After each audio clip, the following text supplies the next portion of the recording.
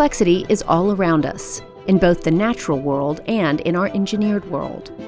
Although we can't take credit for complexity in nature, in recent decades, humans have outdone themselves in the engineered world.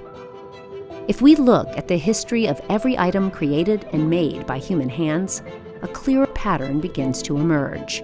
Often those items start off in a simple form, and generally over time they become more complex, safer, and more efficient than the previous iteration. This can be seen time and time again in everything from the smallest items like computer chips, for example, all the way up to the vast array of infrastructure that support our largest cities. The engineering and critical thought that humans have developed and put into basic and complex items alike has continued to improve life as we know it. It's safe to say that as humans move around, working and living day to day, that most people take these items and the systems for granted and have adapted to our multifaceted world, expecting speed and efficiency in everything from apps on our phones to computers and 5G connectivity on every corner. Attempting to understand the complexity and engineering these items provide humanity is overwhelming, and the truth is people want things to just work. In fact, in most organizations, there is an expectation and a continual drive to improve systems to run faster and more effectively every day. One example of a system that started off small but has grown to be one of the most complex systems of today is the National Airspace System, or NAS. Every day, more than 44,000 flights safely take off and land here in the U.S., totaling more than 16 million flights per year. In fact, close to 15,000 air traffic controllers, 4,500 aviation safety inspectors, and 5,800 technicians operate and maintain services for our national airspace system.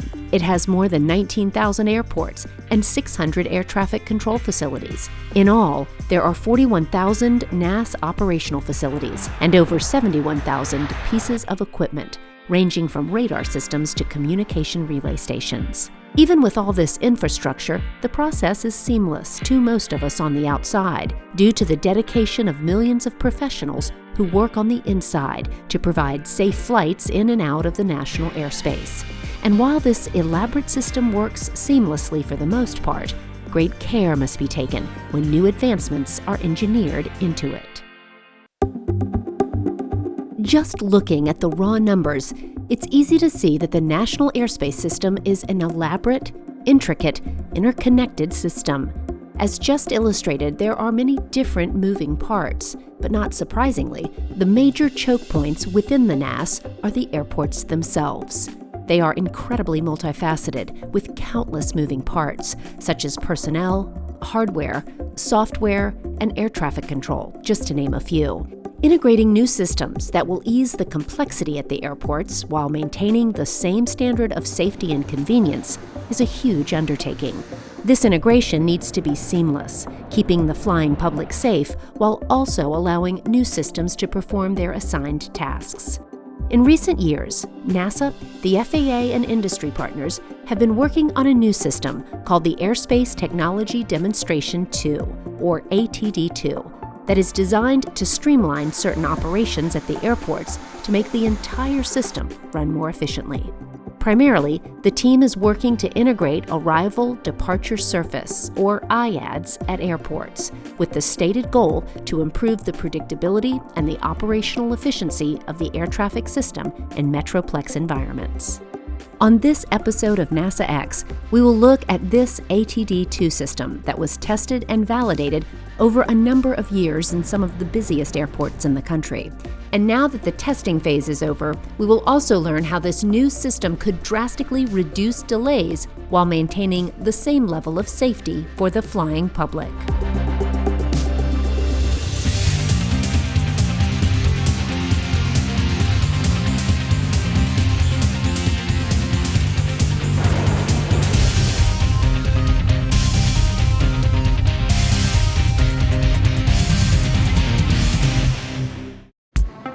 Whether you fly often or infrequently, your flight can often be delayed. There are many reasons for delays, such as weather or maintenance on an aircraft. Very often, communication across the NAS, hindered by aging technology, is the culprit. Without shared information across all airport operations, a lack of predictability of aircraft movement can lead to overall system inadequacy, which can cause delays, greater fuel burn and emissions, and just overall headaches. Knowing that these inefficiencies needed to be addressed, the ATD-2 effort was established to help solve many of these problems and make the airport environment operate smoother. The ATD-2 team leveraged what we refer to as an agile software development process. So what this really means is, instead of waiting and creating a perfect product that has all the bells and whistles and rolling it out at the end, we took an incremental approach. So this means developing prototype software that might not have been perfect, but had some key features that we wanted feedback from our core users. This includes air traffic controllers, ramp operators, and all the various users that actually would be utilizing the system on a daily basis. So we developed what we refer to as a series of shadow sessions, in which we brought together users from all these disparate groups and had a conversation.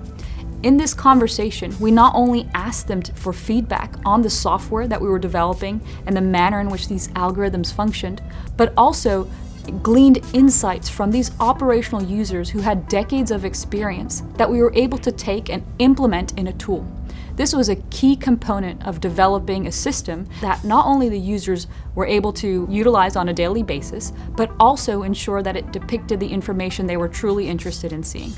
Like many scientific investigations, ATD-2 was run in phases. The first phase demonstrated what is called tactical surface departure metering at American Airlines Ramp Tower and FAA's Air Traffic Control Tower at Charlotte Douglas International Airport, as well as overhead stream insertion at Washington Air Route Traffic Control Center.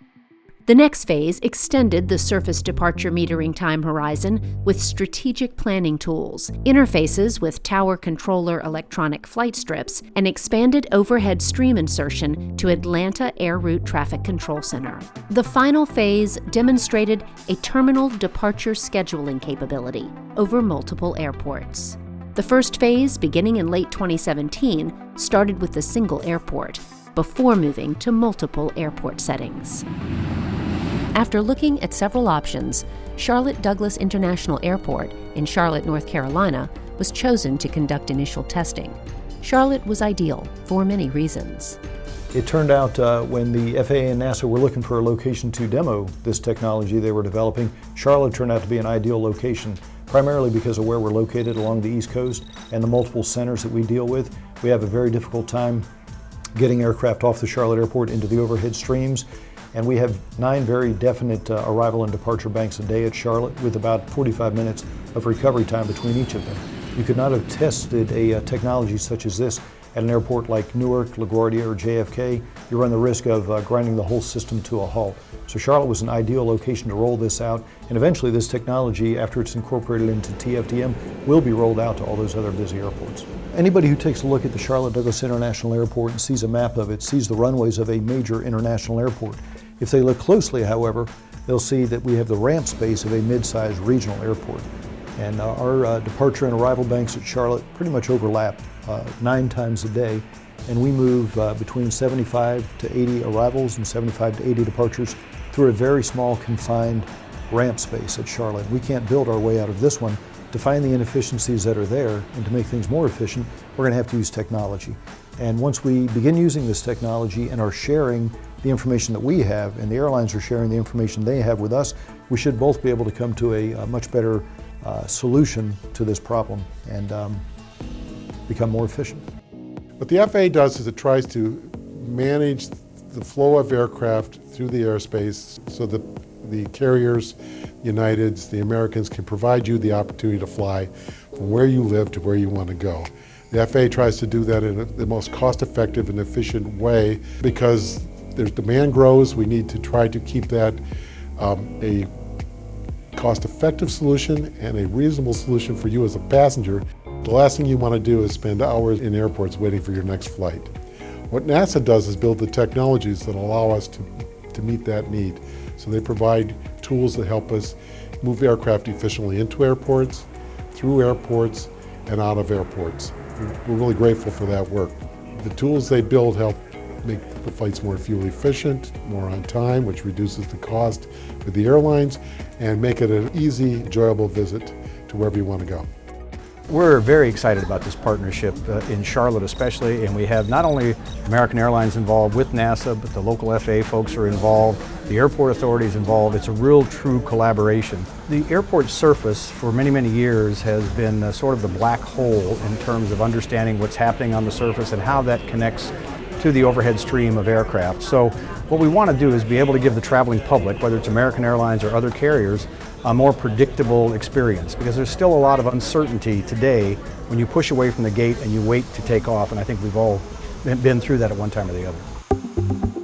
As previously mentioned, NASA's ATD-2 IAD system improves the efficiency of surface operations at the nation's busiest airports through time-based metering of departures and improved sharing of flight operations information amongst the various airport surface stakeholders.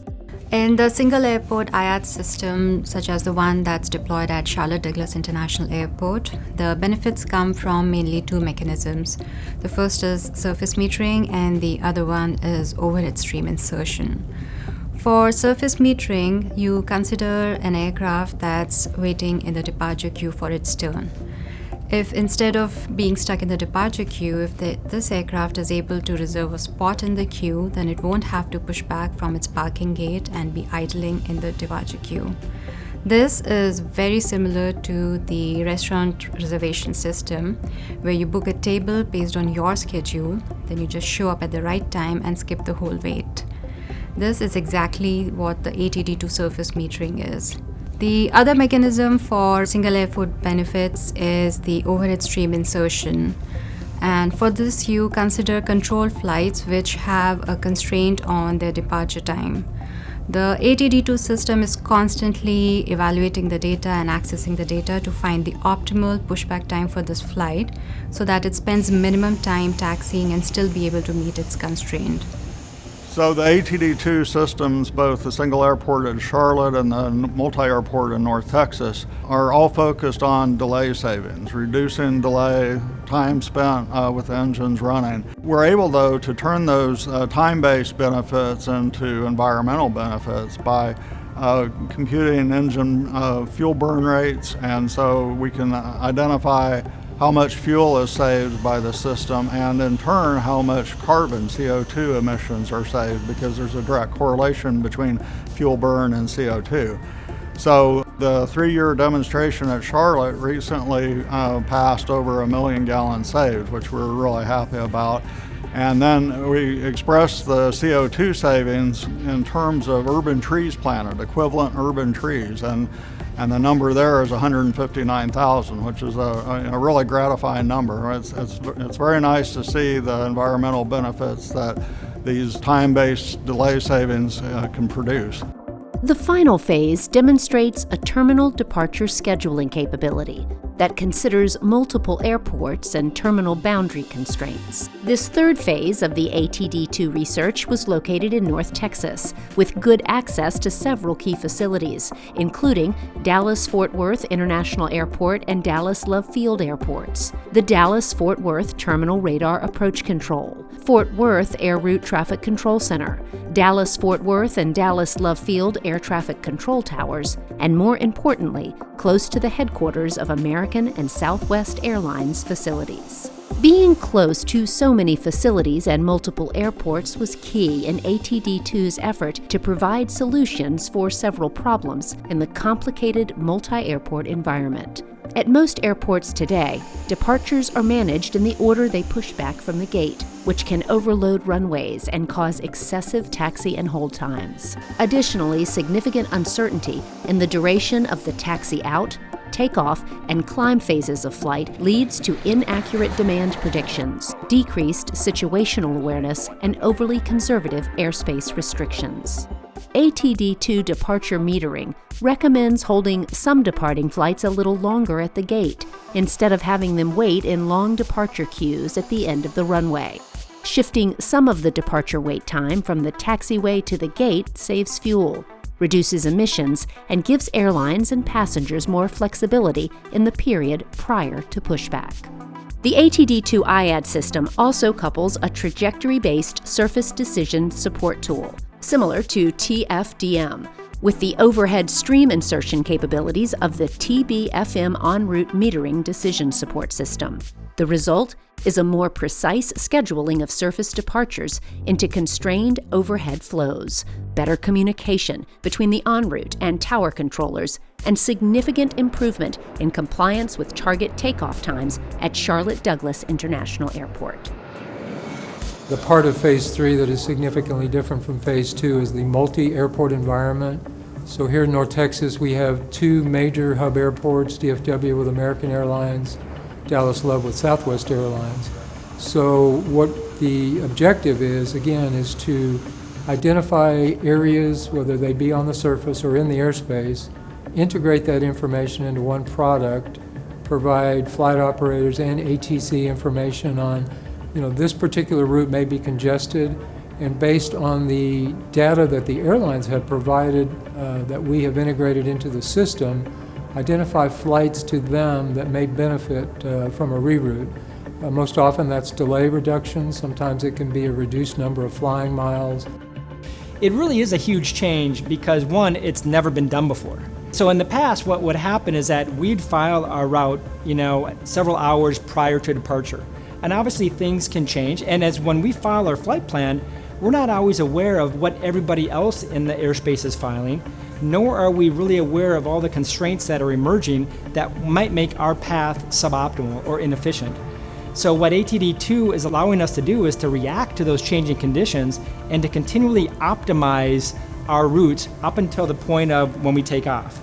And so that requires significant coordination between the airlines and ATC, but it also requires significant computational capabilities to say, evaluate my current route, given the current conditions, and evaluate all the options that might exist to mitigate those.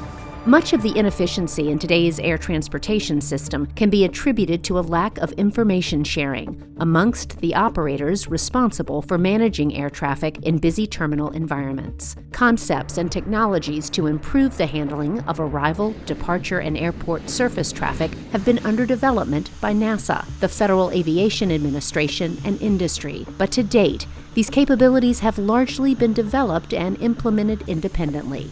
NASA's investigation into the needs of air transportation stakeholders, including airlines, air traffic service providers, airport authorities, and technology vendors, revealed that an integrative approach is needed to address this inefficiency. With this innovative approach, the airline operators are seeing great benefits. The way I like to describe it is to really explain it, it's almost like Waze for the sky. And while that will fall short as an analogy, it helps to illustrate. I use Waze every day when I drive to work. And I use it every day because every day is different. Every day the situation changes, whether it's road closures or traffic or bottlenecks. And so it helps you kind of navigate that road every day. And it helps me to say, if I stay on my normal route, this is how long it's going to take. And it actually gives me options to say, if you want to avoid some of those bottlenecks, try this way. And it'll give me kind of an estimate of what that would take. And sometimes I can avoid those bottlenecks altogether. Sometimes it just allows me to mitigate some of those. And that's exactly what ATD2 Phase 3 is doing. It's saying for me as an operator, hey, every day is different. And sometimes the airspace will have different constraints in it. And if you stay on your filed route, this is what's going to be the outcome that in terms of delay or ETA. However, if you want to change to an alternative route, much like Waze can redirect you, this is how much you would save, or this would be the way that you can mitigate some of those obstacles. And really, so it does that, but it actually takes that one step further because it allows us to actually implement it with the FAA. It helps to achieve delay reductions, by looking at the airspace, but it also brings a lot of additional data that we don't have today. For example, the timeline is really something that has been extremely beneficial. You understand what's going on the ground. You understand, will the MOT potential issue be a real issue or not? Do you have to call, the tower to ask for expedite traffic? So that has been extremely useful for the ATC coordinator. So as we talk about that, it's also a tool which really helps situational awareness. Before we would get off the gate and we'd sit there and wait for something to open up, or if a controller was able to push us off onto another gate, we could be out there an hour. Now, with ATD2, we can find out what our restriction or what our departure time would be 45 minutes to an hour in advance, and we can plan for that. So once we get off the gate, we can get it to a better departure gate and get airborne a lot quicker. The benefits are we can get in early to some of the cities we're flying to. We're able to save a lot of money and time by saving those delays, saving fuel, and we're not sitting out, burning gas on the runway, creating all sorts of noise and pollution. We can just get airborne right away and get passengers or customers where they need to be a lot sooner. Not only is ATD2 helping the airline operators, but it is also helping reduce the workload of the air traffic controllers. So during my career, I have seen many programs and systems strive to increase efficiency. That's what most of these new projects try to do. In my opinion, what all the successful ones have in common is automation or procedures that help reduce controller workload and increasing the efficiency at the same time. Reducing controller workload is normally not the primary goal of most of these projects, but it definitely ends up being a result. So by reducing the controller workload, we can increase efficiency, increase capacity in the NAS, and then that'll translate into savings for the flight operators. As the work from this team begins to wrap up, what they have accomplished has drastically changed the way the affected airports do their jobs for the better. But will this technology move from the test sites to a nationwide deployment? The single airport technologies that we're demonstrating in Charlotte are on a path to deployment by the FAA to 27 airports across the nation. And the FAA has told us that our demonstration in Charlotte has exceeded the benefits that they projected for the system. So they're very pleased that to have these demonstrated benefits to talk about as they take the system into nationwide deployment. This demonstration is more than a success story. It is a story in the making. Imagine the possibilities when the FAA deploys NASA technology at airports across the country. Through this demonstration, NASA once again proves its value to our nation, building on decades-long problem-solving of the nation's toughest challenges. This can-do agency will continue to make history in air travel for generations to come.